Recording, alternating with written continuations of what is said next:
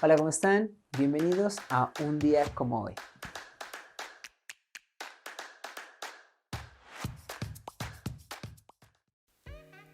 Mi nombre es Smifer y quiero hablarles de un mago que me llama mucho la atención, que nació un día como hoy, 28 de octubre, por si estás viendo este video otro día, estoy hablando del 28 de octubre, pero no de este año, sino de 1785, un mago francés.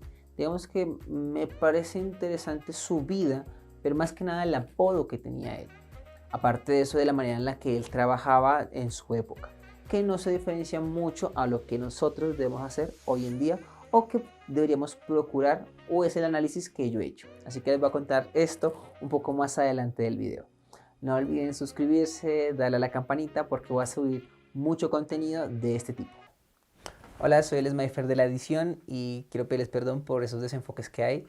La verdad me dio pereza volverlo a grabar, lo grabé como 3 veces, por diferentes causas me tocó volverlo a grabar y ya la tercera ya dejé así, pero lo importante aquí es la información. Espero que me perdonen y que disfruten del video. El mago que les vengo a hablar se llama Louis Courtois. Bueno, es un mago francés, voy a dejar el nombre de él aquí y voy a poner una imagen de él aquí. Ahí está. Este mago, también conocido con su apodo, que es el que me llama a mí la atención, que me parece tan interesante, era Papá Courtois. La parte de papá, ¿no? Porque Courtois, pues por el apellido, bueno, el nombre. Papá, ¿por qué papá? Eso es lo que me llamó la atención apenas lo leí. Creo que mientras estaba investigando yo decía, pero ¿por qué? Luego encontré justamente la respuesta. Pero bueno, él nació en 1785, un 28 de octubre, y murió en noviembre de 1859. Un mago de París, famoso en varias partes de Europa, especialmente en Francia, en Bélgica y en Países Bajos. Algo que me llama a mí la atención es que, digamos, que cumple algún patrón en la manera en la que nosotros los magos iniciamos. Normalmente iniciamos porque tenemos un familiar que nos impulsa o nos hace un juego de magia y nos atrapa. También porque de pronto de pequeños les regalan una caja de magia y de ahí aprenden. Ahorita actualmente podemos estar también viendo magos tanto en televisión como en internet. Esto nos puede impulsar a nosotros meternos en este mundo. Para Lois, ese personaje o esa persona que lo impulsa o lo mete en el mundo de la magia es su padre. Su padre, Jacques Francois. Como ven mi cara, me cuesta decirlo. Bueno, él también era mago, también actuaba. Él actuaba, bueno, más que nada en 2 regiones, pero también era físico, también era como, tenía otra profesión, pero actuaba. Lo que a mí me llama la atención es como el padre pues incentiva a su hijo a seguir ese camino. Su padre, Jacques Francois, actuaba en Bélgica y en Holanda. Y luego, pues como ya mencioné, Louis empezó a abarcarse y a crecer más, a actuar para muchos teatros, a tener diferentes tipos de shows. Es más, en uno de sus shows, ya a una edad un poco más adulta, tenía un equipo bastante grande y se dice que hacía más de 20 representaciones. Cuando se habla de representaciones, habla de diferentes actos, no solamente de magia. Es más, él hacía varias cosas, hacía palomas, hacía manipulación, hacía mentalismo, bueno, un montón de cosas. Algo que él tenía que me llama a mí la atención es la manera en la que él se comercializaba. Él mencionaba de que era el primer mago de la corte del rey Leopold I. Es la manera en la que él se vendía, debido a que actuaba, digamos, que para la realeza, estaba ya codeándose con gente muy importante. ¿Esto qué hacía? Esto hacía que el público en general se sintiera atraído por saber qué era lo que veía el rey, qué era lo que veía la corte tan atractivo en este mago y querían ir a ver y sentirse como que yo estoy viendo lo que los reyes o los de la corte veían. Claro, esto es una interpretación mía, pero me parece interesante que puede llegar a pasar así, ¿no? Cuando vemos algo de este es el mago o el artista o el cantante que actúa solo para este tipo de gente y tienes la oportunidad de verlo, uno así como wow, quiero ir a ver qué es lo que les atrae a esta élite, por decirlo así, para que lo tengan a él ahí. Algo también que me llama la atención, esto es también, no sé si decir rumor, chisme, por decirlo así, porque bueno, no está corroborado, digamos que es lo que se ha dicho, pero no se tiene un dato exacto de si es verdad o no, y es que dicen que en 1846 actuó con Robert Houdin. Ahí lo dejo. porque no se sabe, pero es un comentario que me pareció interesante. Algo que sí se sabe de él es que Jean-Nicolas Ponce, en su libro de magia, habla de Lois. Habla de que él era un gran especialista en la magia con bolas, en la magia con monedas. Entonces esto se vuelve muy interesante porque, claro, o sea, ya no es que sea bueno, sino que es un especialista. Entonces no solamente tenía la manera de atrapar al público para que fuera al teatro, sino aparte de eso era una persona muy estudiosa en áreas que ahorita consideramos muy complicadas, como lo es la manipulación y la magia con monedas. También me parece muy interesante de que, bueno, viendo un poco su trayecto y su recorrido, actuó en muchos teatros, en muchos lugares, para diferentes tipos de personas, de clases. Entonces eso me hace a mí pensar que él siempre estaba involucrado en seguir atrapando más público, en seguir consiguiendo que el público vea lo que él quería mostrar, en este caso sus obras, sus shows, sus cosas. Entre su equipo tenía diferentes actuaciones. Tenía, por ejemplo, malabares, que él también hacía malabares. También tenía magia del estilo hindú, magia del estilo egipcio. También experimentos telequinéticos. Bueno, aquí me parece muy interesante la palabra experimentos telequinéticos, debido a que en esa época empezaba a surgir este tipo de presentaciones más hacia la ciencia, ¿no? Más hacia las cosas científicas de la razón, mostrando de cómo por medio de la ciencia pueden entrar a la mente, pueden hacer que una persona levite, pueden hacer diferentes cosas, pero parte desde el punto de la ciencia. Y aún así el público lo ve como algo imposible y asombroso. Entonces ahí tenemos esa disonancia cognitiva de tanto el mensaje que se está dando como lo que se está viendo y lo que el público conoce. Ahora, algo que también me llama a mí la atención es la manera en la que llegaba al público. También se decía que era actuante de calle, o sea que actuaba en las calles de París, de algunas otras ciudades.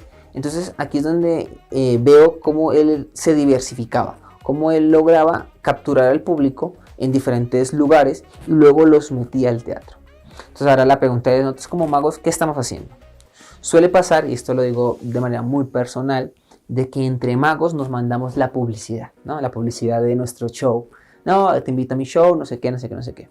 Entonces, no es que esté mal, solamente que yo pienso que es muy extraño vender un show de mago para otros magos que ya te conocen o son amigos o son colegas, y obviamente pues por colegas yo voy a intentar apoyarte, ir y toda la cuestión, pero digamos que no estamos abarcando otro tipo de público. No estamos esforzándonos por llegar a más personas que no han conocido la magia, que cuando la vean puede ser que les guste o no, pero hasta que no la vean no lo vamos a saber. Entonces la pregunta es, ¿cómo hacemos para llegar a ese público que no ha visto magia? Aquí en Colombia ocurre que solamente el 11% de la población va a un teatro. Y cuando me refiero a un teatro es a ver una obra de teatro o conciertos en vivo dentro de un teatro. Pero de esa escala, de ese 11% de la población, yo creo que aproximadamente el 1, 2 o 3% ha ido a un show de magia. Ahora la pregunta es, ¿hay shows recurrentes de magia en tu ciudad? Si los hay, es interesante porque están creando un público que va a ver magia, que sigue recomendando, que siguen jugando, que siguen estando ahí. Cuando empecé a leer la biografía de Lois, me acordé mucho de Steven Cohen. Steven Cohen es un mago que tiene una manera también muy particular de venderse, que es el mago de los millonarios.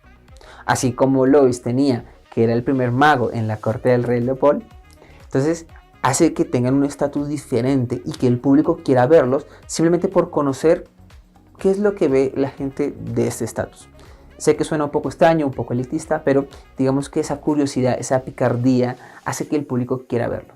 En ambos casos, ambos son magos muy conocidos, muy famosos y que sus shows son recurrentes, que va mucha gente y logran atrapar a ese público. Obviamente tienen unos enfoques diferentes, pero al momento que lo estaba leyendo me hicieron pensar en esa línea delgada que los unía.